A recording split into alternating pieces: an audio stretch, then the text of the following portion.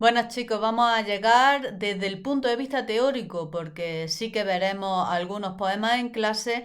Vamos a llegar desde el punto de vista teórico al final de la vida, no solo porque fallezca, sino también a la vida poética de Luis Cernuda. Cerramos con las últimas etapas en las que pasa de hablar de soledad, hablar de España, a ver también un poco preocupación por el paso del tiempo. Lo vamos a ir viendo poco a poco.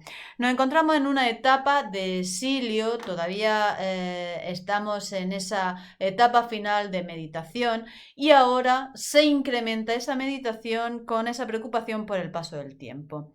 Dentro de su obra genérica que él denomina La realidad y el deseo, nos centramos en dos libros, en Vivir sin estar viviendo, que tiene en cierta medida reminiscencia del Renacimiento con Santa Teresa de Jesús, que tiene un poema Vivo sin vivir en mí, no sé si os acordáis, y en el que también en cierta medida habla de la voluntad de que pase el tiempo, del final de una vida, etcétera, etcétera.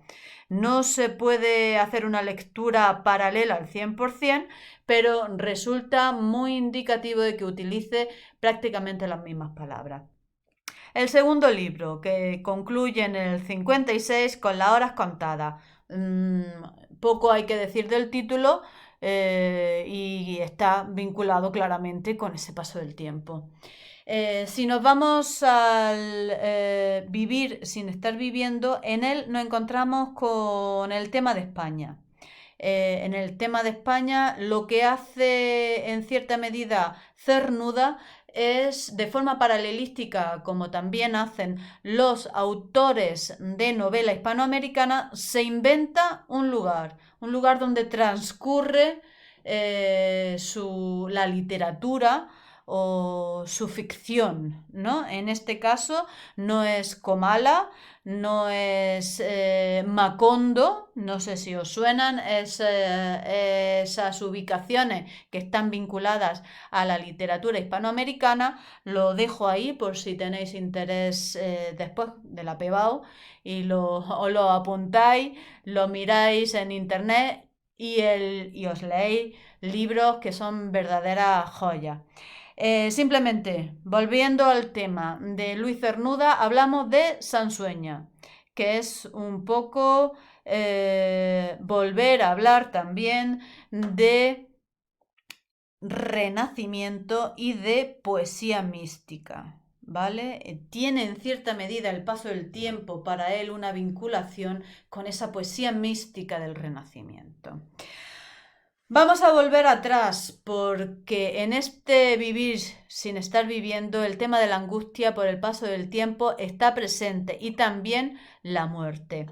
Es el deseo de que la juventud perdura, pero esto no ocurre y en cierta medida hay una aceptación de la soledad. Vamos a leer unas líneas. Sin voz le llamas cuántas veces, olvidado de su mocedad se alimentaba aquella pena aguda, la conciencia de tu vivir de ayer, ahora, ida también, es sólo un vago malestar, una inconsciencia acallando el pasado, dejando indiferente al otro que tú eres, sin pena, sin alivio. Bueno, es hablarse a sí mismo. Ocurrirá más veces en esta etapa. Bien, entonces a lo largo de toda su trayectoria, Cernuda busca mostrar la verdad de sí mismo. Esto es algo que podéis aplicar a cualquiera de las etapas de la realidad y el deseo, a cualquiera de las etapas de los 11 libros que componen la obra de la realidad y el deseo. De hecho, me gustaría que incluyerais en vuestro examen, si finalmente decidís hacer algo de poesía, una terminología clara referente a Luis Cernuda, y es que se trata de una biografía espiritual. Y esa biografía espiritual al principio es una preocupación amorosa propia de la juventud difícilmente irrefrenable o difícilmente refrenable, disculpad, y a lo largo de su historia pues se ve abocado en una situación de desolación por la distancia y por el exilio. Eso se ve en esta etapa, aunque como vemos también en México, lugar donde frecuenta y donde finalmente morirá, vamos a verlo próximamente, encuentra en cierta medida algo que lo acerca a un hogar y a una patria, quizás precisamente las amistades que allí se encuentran, ¿vale? Nada que ver con el exilio americano o con épocas en las que fue profesor universitario en universidades americanas que lo alejaban en cierta medida de una postura en positivo, digámoslo así. Vamos a leer ahora este texto, Sombra de mí. Como hemos comentado antes, se trata un poco de un desdoblamiento del yo poético y hablarse a sí mismo, a su sombra en este poema, aunque él lo ve como el amante que vive en el amor del poeta, ¿vale? Es su proyección. Uy, ¿me he ido? Sí. Existe un símbolo como es la sombra, que es la proyección del amor del poeta. El paso del tiempo también se estará viendo.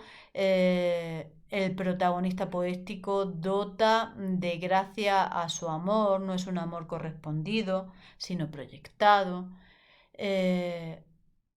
Cuando habla del amor es un amor pensado que está fuera, carácter reflexivo y sereno del poema, nada que ver, como dijimos, con esa obra con tendencias vanguardistas, surrealistas de comienzo de su trayectoria poética. Pero seguimos hablando de los mismos temas, lo estáis viendo. El amor, aunque se manifiesta en el cuerpo físico, vive en el yo poético.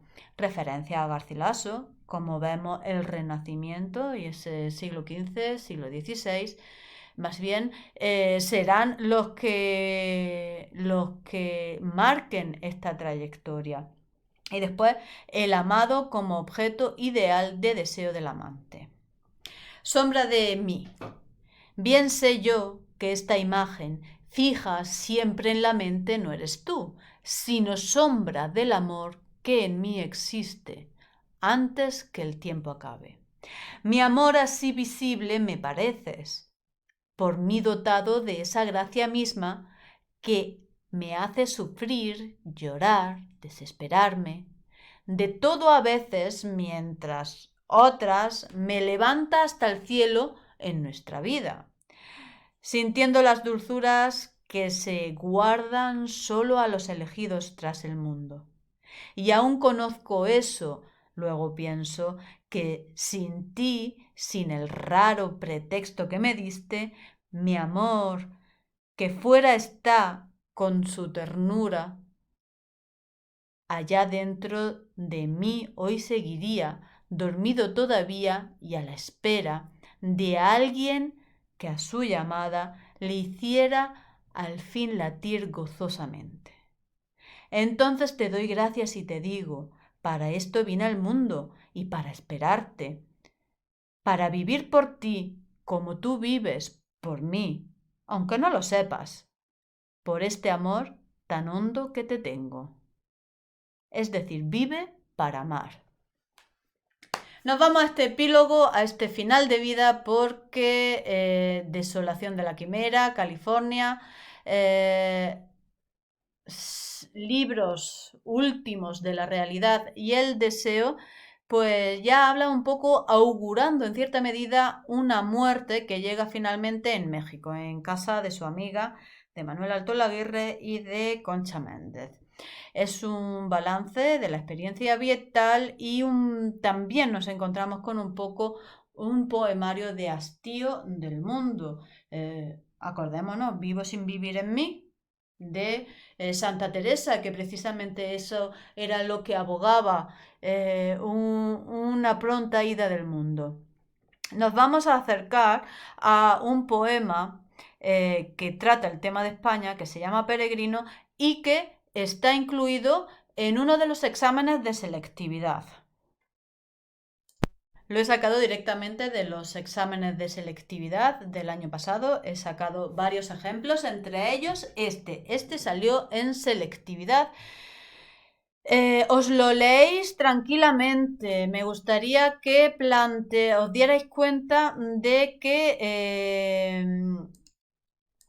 habla de Ulises, que habla de Penélope, igual como se hacía en el Renacimiento, un poco hablar de la cultura grecolatina. De hecho, por favor, leéroslo tranquilamente y mirad los trabajos, las preguntas que hicieron.